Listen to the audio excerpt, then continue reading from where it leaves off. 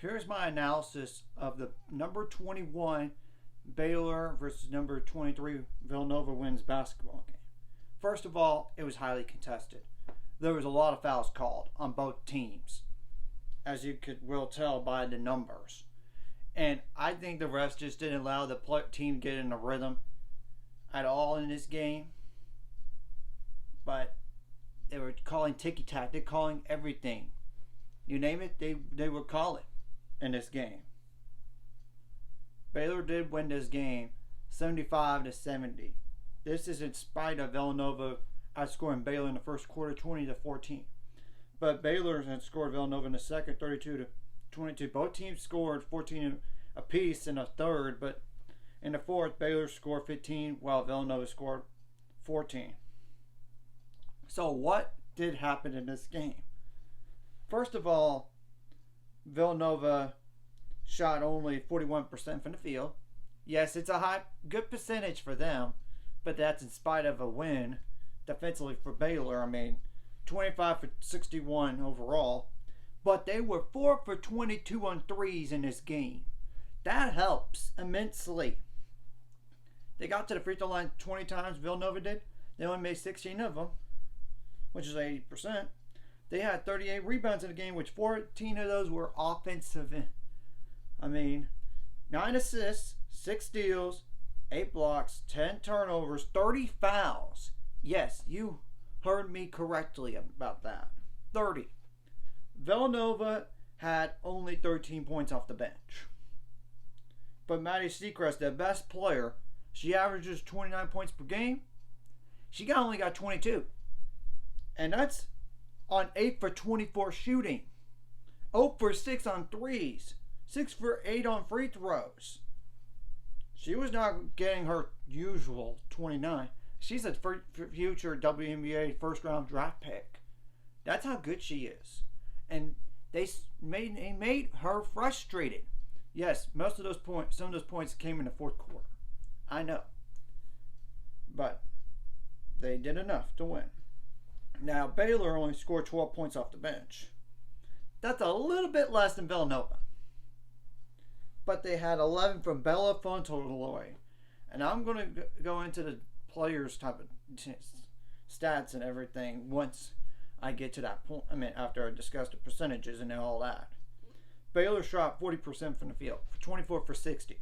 They only attempted 10 threes, but they made 5 of those. The thing is, if you could get past them to the rim and even mid-range jump shots, go right ahead. The quickness advantage was in your favor. And you got to the foul line 32 times, but you only made 22 of those. Granted, you need to work on those free throws. I mean, 68.8% is not that great. It isn't. They had 43 rebounds in the game, which is huge. 6 assists. I like that assist number to go up, which is less than Villanova. 3 steals, which is less than Villanova. 1 block, which is definitely less than Villanova, because Villanova had 8 of those. I mean, including 5 of those from one player. I mean, 13 turnovers. You like to see that number go down, and you have more turnovers than Villanova. But you only committed 23 fouls. So, I know Dariana Lopez-Buggs didn't have a good game. 1 for 7 shooting the ball with 4 points.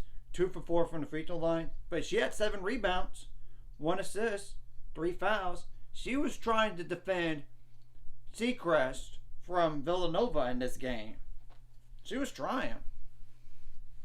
And slowing down. Well, Jamie Asbury had 11 points on 4 for 7 shooting, 2 for 3 from 3, 1 for 4 on free throws, which were her first 4 free throws of the year. I know she could shoot better than that from free throws. I want 3 out of 4 or 4 out of 4 from a guard. 1 assist, 1 steal, 1 turnover, 1 foul. Jaden Owens had a career day in points. 17 of them. 7 for 12 shooting. 0 for 1 on threes. The thing is, she was getting to the rim and getting 15-foot jump shots. Might as well take them. She had 5 rebounds in the game. 2 assists. 1 steal. 2 turnovers. 3 fouls. Sarah Andrews, I know she only had like 13 points in the game, 4 for 13 shooting, but 2 for 4 on threes, 3 for 4 on free throws, 3 rebounds, 1 assist, 3 turnovers. I like that number to go down from a ball handler a little bit, and 3 fouls. I already explained Dariana Little Page. I already went over Dariana Little Page Bugs. Caitlin Bickle, she came up huge today. 18 points on 5 for 12 shooting, 8 for 11 on the free throw line. She made 5 out of last 6 points were at the free throw line there in the last minute of the game. She was clutch. I'm going to give her credit. It's not easy with all that pressure on you, and you took over the game and get the foul line and make your free throws. She had 12 rebounds. 12. A double-double for her. One assist, 1 steal, 3 turnovers. Of course, you like to see less. And 4 fouls. She played with 4 fouls, and she didn't foul out, which is good. Now, bench point-wise, I know Jen Vigani, she didn't score anything, nor get any rebounds or assists, but she had 2 fouls. Bella Fonto already had a great day off the bench. 11 points, 3 for 5 shooting, 1 for 2 on threes, 4 for 4 from the free throw line, 5 rebounds, 2 turnovers, 2 fouls. I know Carolina Ferrero only had like 1 point in the game, over 1 shooting, 1 for 2 on the free throw line. I like to see 2 out 2 from your guards, to be honest. 2 rebounds, 1 block, 1 turnover, 3 fouls. Kendra Gillespie, I know she only came in there because Caitlin Bickle had foul trouble. She didn't score any in this game. 0 for 3 shooting. But she had 5 rebounds and 1 turnover and 2 fouls. And I do realize Erica Porter did not play in this game. It's not because they didn't want to. It's because of all the situation and stuff. And the good news is you got this good win. That's a top 25 win here. Tomorrow you'll play Baylor plays the winner of number 22 Michigan or South Florida, that's currently 7-0. Of course, Villanova plays them too, but the loser of that game. So after that, for Baylor side of things, then I go to Villanova. Houston Christian University, which was also known as Houston Baptist until they changed their name on December 4th, which thank goodness you have a week to get yourself some rest, in practice. Of course, UT Arlington, I know they're a good team. I know they're 2-4, but you can't let that record fool you.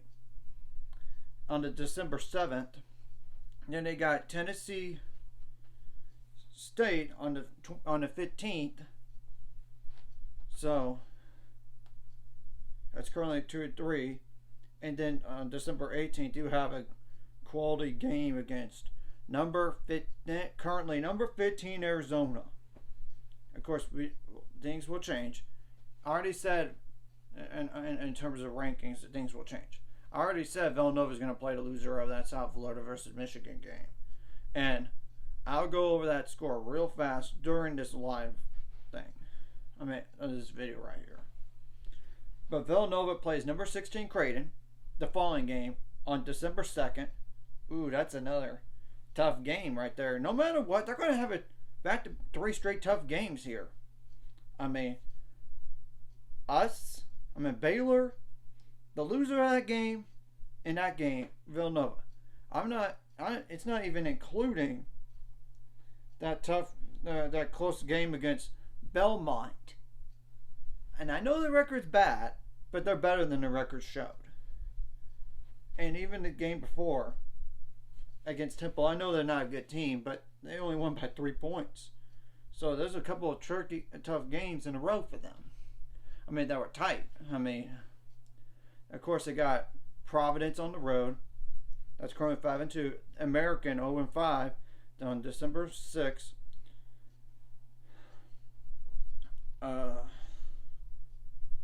St. Joseph's, that's currently undefeated, but 5-0. But You could throw that out of the window because it could be deceiving. On December 10th, December 18th, they host number 5 Iowa State. That's currently ranked number 5 in the country. That's just to name some games right there. Anyways, that just want to break this down like I do on the dance floor, like and subscribe if you don't have already. That's going to be to 400 subscribers or more by the end of this year or sometime in the future.